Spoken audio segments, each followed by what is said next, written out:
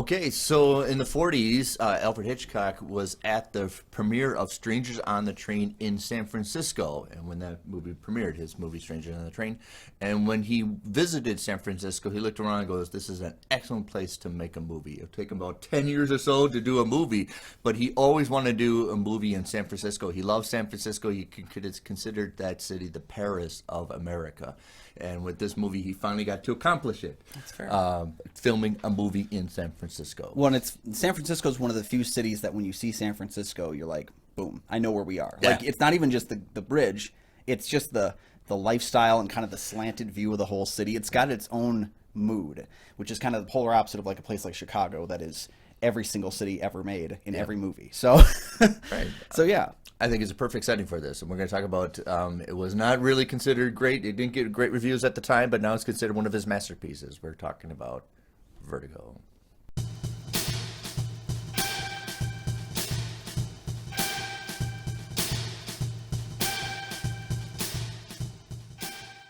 And welcome back to the show. I'm one of your hosts, Kyle Goethe from GoatFilmReviews.com. I'm Nick from the St. Paul Filmcast. Thanks for watching. Thanks for finding us. And for our loyal fans, thank you for continuing to support the show. You can follow the show on Twitter and on Instagram. We do have a Patreon. Check that out for some great deals to tell us what to do. And today we're going to talk about one of Alfred Hitchcock's masterpieces. I regard it as his masterpiece. It is Vertigo. Vertigo! All right, so when John Ferguson, a San Francisco detective suffering from vertigo, chooses retirement over a desk, he is courted by a college friend, Gavin Elster, to tail Elster's wife, Madeline. Madeline's been acting strangely, doing things she wouldn't and shouldn't think to do, and Gavin believes she is possessed. As Ferguson follows Mrs. Elster, he finds a deeply troubled woman with confusing traits, and what's worse, he might be falling for her. Okay, I want to put it out there before I forget. There is animation in this movie. I always forget it, and in the Fever Dream, there is like little animation in this. Well, it's the most iconic thing from my viewing, from not having seen the film. Everyone who shares like that perfect shot. There's always the shot of him with the like purple face and the what I call the creep show effect behind him, which is that comic book paneling kind of view. And it's also the first movie to ever have computer generated work done because of the opening credits from Saul Bass. So it's the first film in history to have computer generated work zooming done. on that woman's face?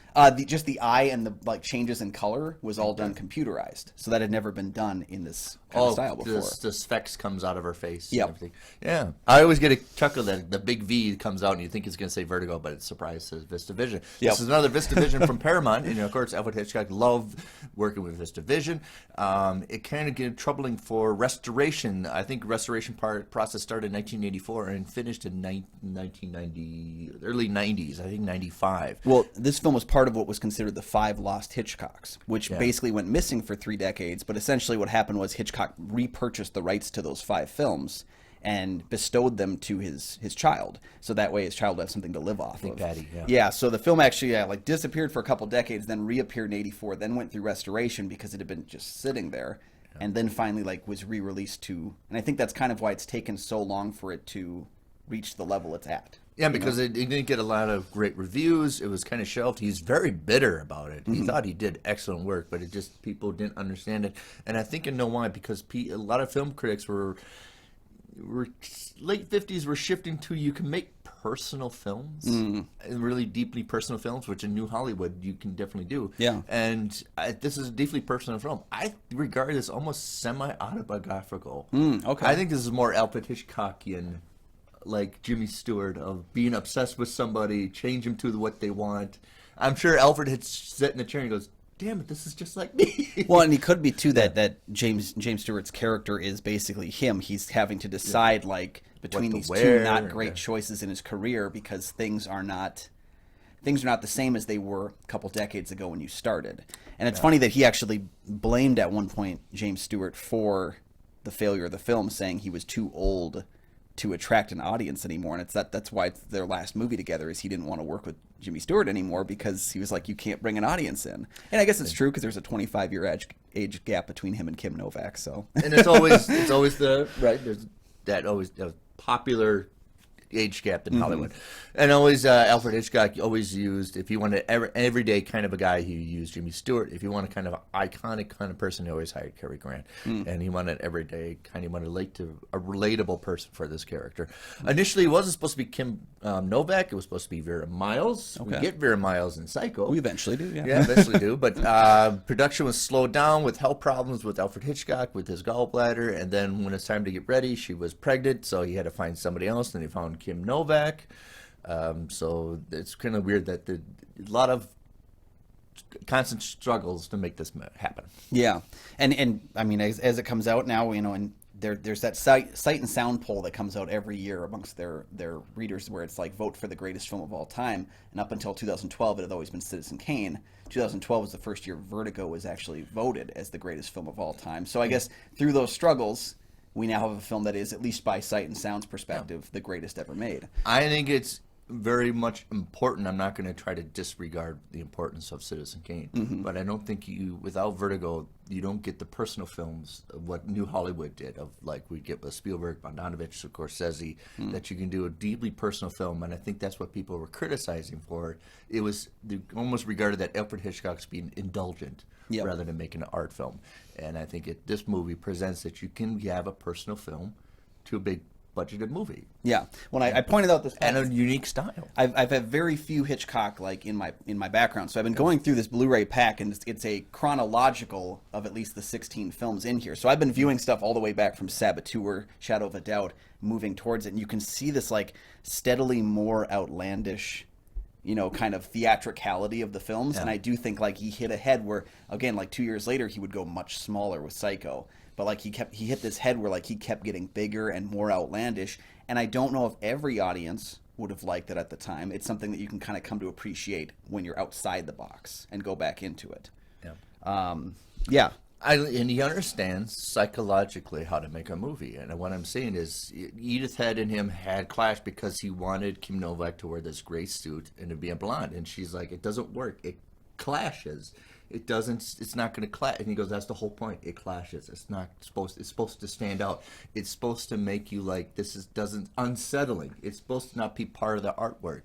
And I think she's right, and he's right. Yeah. Because her wearing the gray suit, like, that doesn't really work very well. Yeah. But you understand that there's an unbalance to this kind of sleepy, comfortable entanglement. Yeah, and I think it's funny that we view Hitchcock as such a master when his whole thing during this time period, he was very on the nose. Like if you were the gimmick master William Castle, he would have had bats in the audience that hit you when Kim Novak came on screen. Like there's something about her. Yeah. Like because they overly lit her. They have like changing lights that go dark, that go light when he's trying to follow her because he can't get a really good look at her and see if she's the same person that he's been looking for. So like Hitchcock is literally hitting you over the head.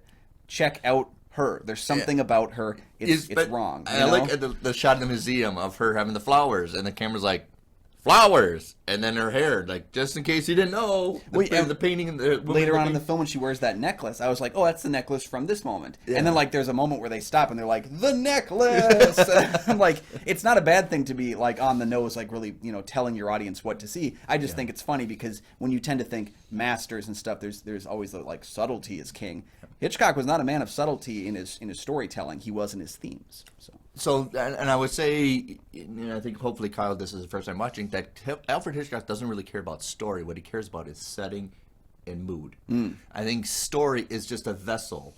It's a simple story. It's almost silly. Yeah. Well, again, it goes to that outlandish effect. Like the twists and turns of the film are very outlandish, and one wonders if bad guys could get away with that, if good guys could not see that, and how long it would take for the whole like mystery to unravel itself. Right. What I was fascinated by was Hitchcock did not do a ton of supernatural stuff. So as this film veers in before we get our like the unraveling, supernatural vibe. There's a supernatural vibe to this film that was really kind of exciting and cool and unique. And I was sitting there, I almost had a notepad out watching the movie, because I wanted to take notes and like try to figure it out before he did. Like I was really trying to move around the story as much as I could. And that's something that I hadn't seen because Hitchcock, again, doesn't do a lot of supernatural stuff. No. It's very rare. It's like the birds, and maybe that might be it. If I go back, man. So maybe The Lodger. Oh, okay. Which is an original one of the old. But that also says why he doesn't write screenplay. Like, he wrote very few of the movies he actually directed, and he didn't write most of the movies that were well regarded. He did write a few, but like his best movies in public opinion are all ones he didn't write the screenplay for. And this took many times to write the screenplay because I think he wanted to set an unsettling mood rather than concentrate on the story. It's based on a book, Among the Dead, I think it's called. It's in French and takes place in Paris, and he thought this was a great setting for. I can't do it in Paris. Let's do it in San Francisco. And I think that's a right setting because there's a sleepy, slow evolving settling to San Francisco rather than Chicago, where it's kind of bustling into action and noisy and almost like that. But here you have this almost sleepy transition. I love the car chase scene and how that is shot because you can see Jimmy Stewart when he's following her and his eyes are moved, rather like, should I be doing this? And then he slowly becomes obsessed, even with the car. Yep. He doesn't say anything, but when he's chasing her, you can see he's slowly becoming obsessed with her. Yeah. I love that part. I love also the great filmmaking of her going to the flower shop and how you make that pop is you go dark, you go in the dark alley, and then you pull back. There's almost like the Wizard of Oz. You pull back the door, and it's almost. We're in Ozland with the flowers that's and true. everything. But that goes back to like that lighting shift with Kim Novak of again like concealing her, then showing her, then concealing her again, and like just playing with how we view her. Because I don't know. I mean, I don't think I've seen a Kim Novak film up until this point. So she's a new actress for me, I guess. So watching her, I didn't have a notion of what she exactly looked like, and she doesn't appear until close to like 40 minutes into the movie. So like I didn't have any real recollection of like how she should look. So it was kind of like, is that her? Like I thought he was playing with me. But you're right. There's an comfortability in Scotty's character that lessens as it goes on. I don't know if it's so much the obsession. I think the obsession's there because he's a job man. He's doing the job, but there's uncomfortability that just gets a little less. He finds himself a little bit more in his zone.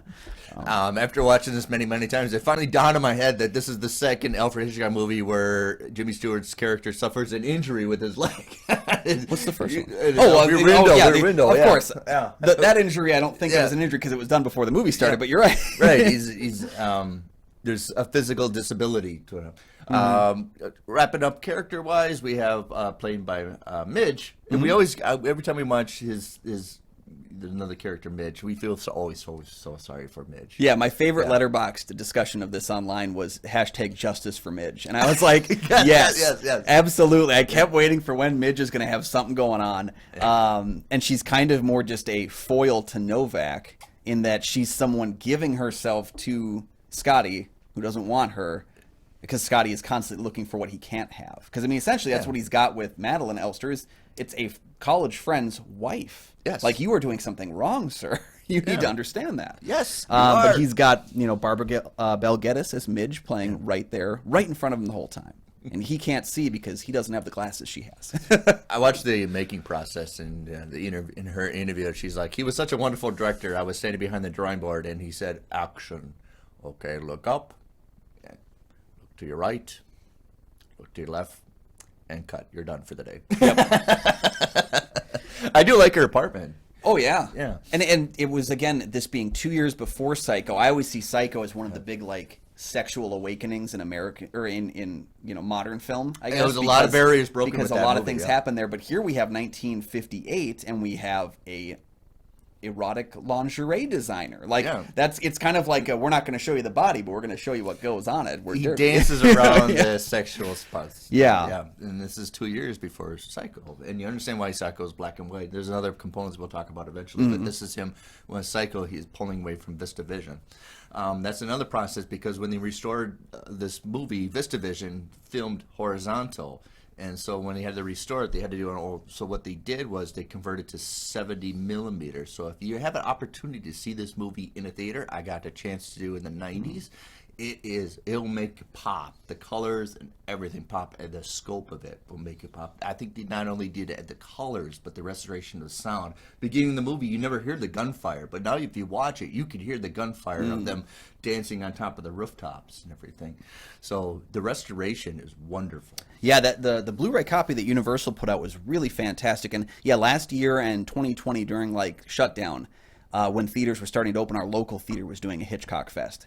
And in retrospect, I wish I had gone more, but at the same time, I would have gone to all of them, and I would have been broke now. So I was like, I have the movies at home. I'll get through them when I get through them. What I really appreciated about the movie was that as much as it is getting to that outlandish level, Hitchcock is also trying a lot of new things. We talked about the computer-generated credits. We talked about like the dream sequence, which I wish there was actually a little bit more of in the movie. I think the camera trick of making the buildings, the stretch. Yeah, I was going to talk about the dolly zoom, what was called the Vertigo shot, the Hitchcock shot. Yeah. The effect is basically, for those of you who don't know, it is zooming in while moving away. And I think sometimes people also talk about zooming out while moving in as being a variation of that same shot. But it's basically, like it gives that unwieldy kind of effect. And that goes back to even the choice of San Francisco, that it's not a flat area. So a person with vertigo would probably have a lot of trouble moving around San Francisco. That's the other reason. I never thought about that. Right? The choice of set doesn't feel intentional of like, I want to make a movie in San Francisco. He kind of waited until he had a good movie to make here. And I think that's a perfect movie to make in San Francisco because it's not flat. And it's a perfect movie to employ something like a dolly zoom because it's unwieldy and you have to give the notion of vertigo. People probably didn't know vertigo as much as we do today. I don't think they know that, I've worked with a few people that have had vertigo. I know a couple people in my life who have it.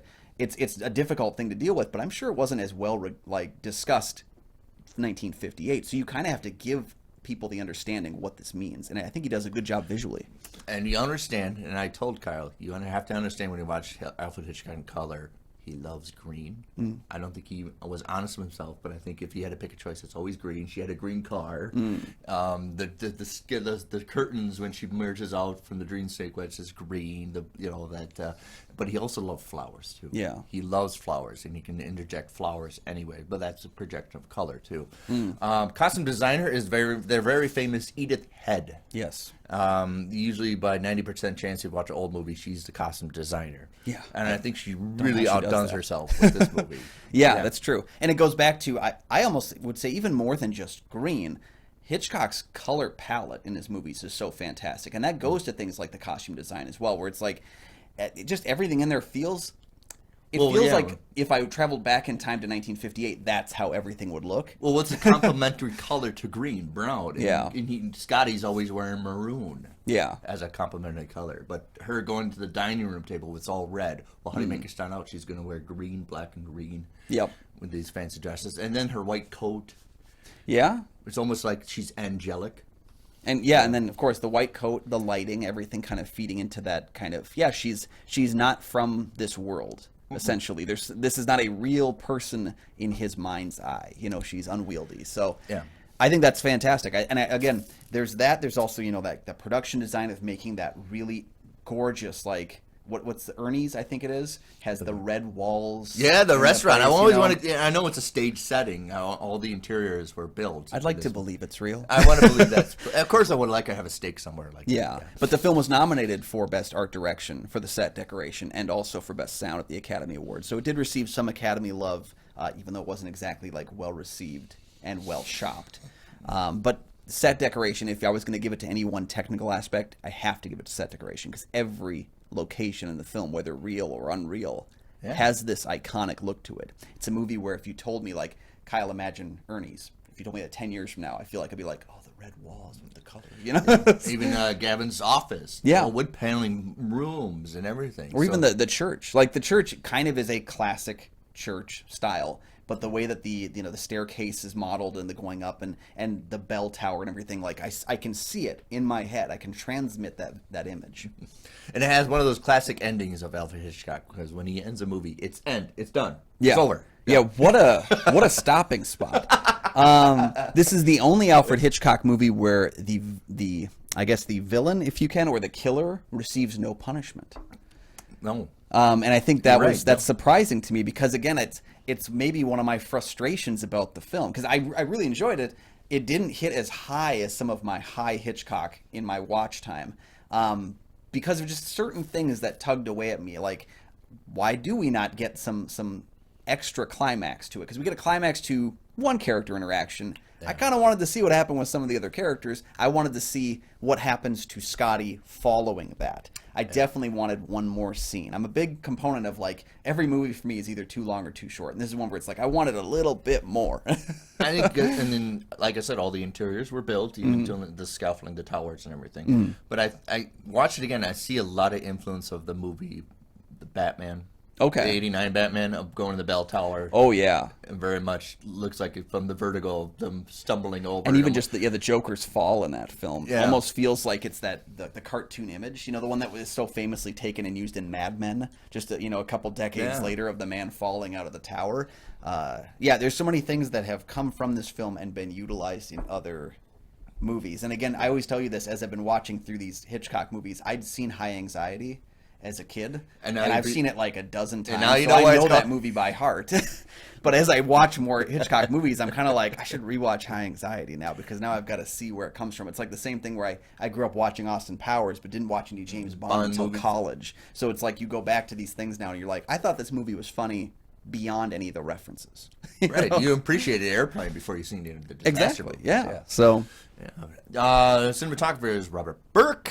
Robert Burke always he loved to work with Alfred Hitchcock, because Alfred Hitchcock didn't know how to operate a camera, and that's kind of the thing. Yeah. I think Alfred Hitchcock loves to direct. He's not a camera kind of guy. He just knows how to direct a film, and I think he leaves the cinematography to the really accomplished people. And Robert Burke is one of them. And I don't even talk about that it's an Alfred Hitchcock movie, but how you set up the cameras and how you get the effect of even the danger in the beginning, make it look flat. Yeah. And so your character stand looking like it's dangerous at the beginning. You have to give credit to Robert Burke as well. I think there's a spectrum of director-cinematographer relationships. And he's at one end where it's just like, I don't know it, I'm going to tell you what to do. And as you pointed out when he was talking to Barbara Bel Geddes, where it was just like, turn left, turn right, he wants to direct. He wants to direct you what to do.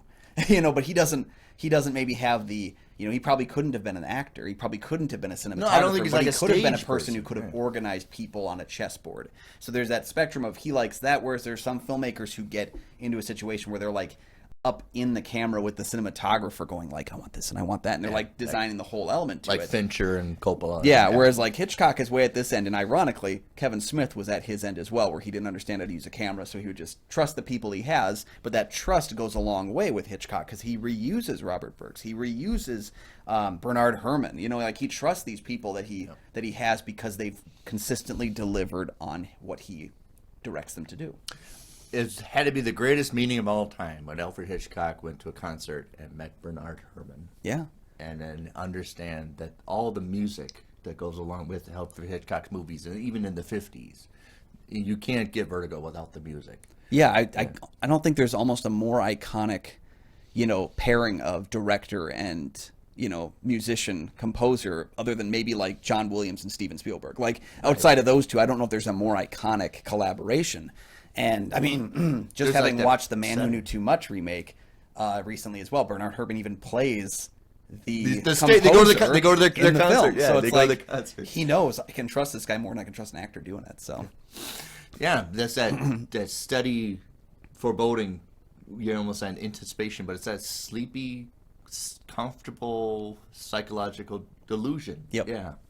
Yeah, and then you zoom in on that woman's face from the beginning. I love that. Oh, it's an excellent opening, and me, it's one of those things that doesn't really make or break a movie, but I love a good set of opening credits, because I think what you can do in 90 seconds of opening credits is you can first of all give us all the actors, all the people to look for, so you're not surprised when someone shows up, you're not taken aback by something, but you also get that anticipation when I see Bernard Herrmann's Nameless, and I'm like, oh, we're gonna get another great score here, and like you get that, but at the same time, when you finish a great set of opening credits, you have the mood and the tone for the film if you do it right. And this is one where those credits end. By the first scene, I know exactly how I'm supposed to feel, and I'm in on it. Like I'm connected to the piece before even a bit of action has begun. Yeah. So yeah, I say even though Citizen Kane showed you a template how to manufacture and make a movie, I think Vertigo is a template for New Hollywood, how you can make a movie personable and make it palatable. And it's actually not so much the content of the story, rather than the story as a vessel for the emotions that you're going to project. Yes. It's a silly story. It really is. If you bear it down, it is kind of a ridiculous story, but how it's presented is fantastic. And when you look at it in the context of every other Hitchcock movie, he does tend to silly everything. Like, he has a lot of silly things, but the way that he directs and the way he positions everything. Yeah, there's a lot of comedy in Rear Window. The married couple. Oh, yeah. No, the comedy of that is something so, like, so pronounced that it's been used in so many like rip-offs of Rear Window. Yeah. But even things like, I saw Saboteur, where like the fight takes place on the Statue of Liberty. We're going to talk in a future episode about North by Northwest, which features the Mount Rushmore of all things. Like, there's a silliness to a lot of what Alfred Hitchcock does, and that's always the point, is it's not the story you tell, but how you tell it. He tells these stories in such a way that you don't care that there's a significant amount of silliness to a lot of it. And then you kind of, with him, I know it's almost regarded almost classic now, which is really weird, and I don't think he would regard it, because he's constantly pushing the boundaries of what I can do filmmaking. That tends to make classics, though. You can dance around the ideas of obsession, but make a comfortable setting to go to a family, bring the family to see an Alfred Hitchcock movie, but it's all about obsessions. Yeah. And it's all about, adultery and all that stuff. Yeah, he was a dirty-minded fellow. He'd always kept things clean, though. So what did you think about Vertigo? Obviously, a lot of people love the movie. It is on IMDb's top 250 films of all time. It's sitting nice at 100. It's Sight and Sound's, official greatest film of all time since 2012. So, the film is very widely recognized. Yeah. But what do you think about it? Where does it sit in your pantheon? I regard it as his best movie. Yeah. Really? Yep, his best movie. Okay, well, it's not on my list. And you're going to see on a future episode of Picks with Kyle and Nick, we are going to pick our favorites from Alfred Hitchcock as soon as I get through enough of these. Yeah. I do plan on pushing us into that realm, because Hitchcock is, I think, the kind of director where he's made so many great films that you could pick, each of us could pick one, and 98% of you would disagree with us. And I think that's what's so beautiful about him, is that he's just got this plethora of movies. And there are some I don't like. There are some I do. It's just he's run the gamut. So let us know down below what you thought about Vertigo. Should he have reteamed with Jimmy Stewart one more time? We'd like to hear your thoughts down below. And while you're down there, please consider liking and subscribing to the channel. They're 2 free things that you can do. Don't cost you a single dime. And then they can help support our channel and make sure you never miss new episodes of the show as they come out. And as Nick mentioned before, check on that link to the Patreon as well. Simple as sacrificing 1 cup of coffee every month. You could join the Patreon and help us pick the different films that we're going to cover on the show. You get to be involved in the choosing, which is great, because there's a lot of movies and there's only so much time to pick them. And there's certainly a lot of Alfred Hitchcock movies. We got more we can do there too. Should we cover a future Alfred Hitchcock movie? That's another thing to let us know down below, or join the Patreon to choose for us. Once again, thank you guys for joining us so much. You can find all my film reviews over at goatfilmreviews.com, and you can also check out my recent episode of I Drink Your Podcast. I joined the team over there, and we talked about 127 Hours, my favorite movie of 2010. I think it was. Join us over there. Yeah. And you can follow my show, the St. Paul Filmcast, anywhere you find podcasts. All right, so watch where you walk. Don't slip and fall, especially if you're going to San Francisco.